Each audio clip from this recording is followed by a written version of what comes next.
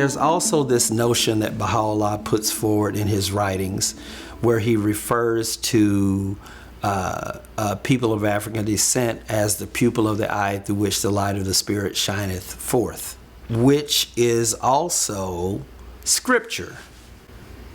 It's not something that anyone can give or take from black people in the faith.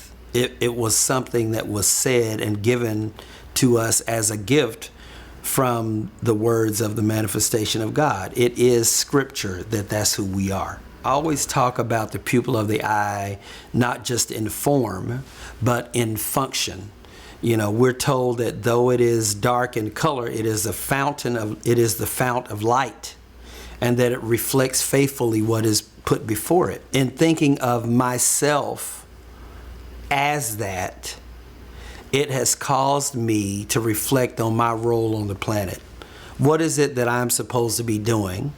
How am I supposed to be serving the world within the context of that spiritual capacity? Because we've been the conscience of this country. You know, we've been the sight of this country. We've been the people in this country that has called it to be what it has professed that it wants to be. And every time it wants to pull back from that, we always say, nope, nope, nope, nope, nope. You have to be more. So we've played that role. You think about the civil rights movement. You think about abolitionist movements. You think about people like Frederick Douglass, Harriet Tubman, Malcolm X. You think about Huey Newton. You think about Angela Davis and all these people that are constantly being the sight of America. You know, I remember reading something by Howard Zinn, and he said that the real measure of effective psychotherapy is that it allows a person to see themselves for who they really are. Now, Howard Zinn was a historian for SNCC, the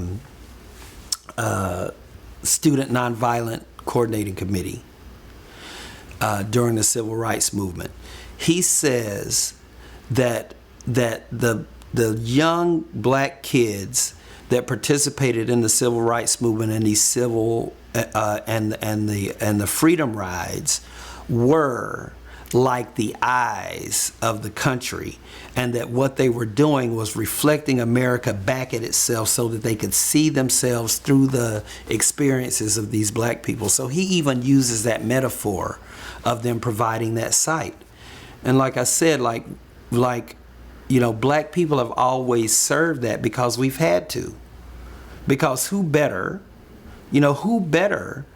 to call for justice than the person that has experienced the most injustice? So I think that when we talk about this whole notion of the pupil of the eye and how it plays into all of the deliberations that we have about race,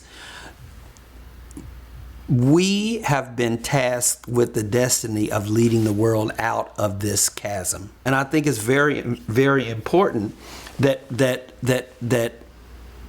black people understand and begin to connect to their spiritual destiny.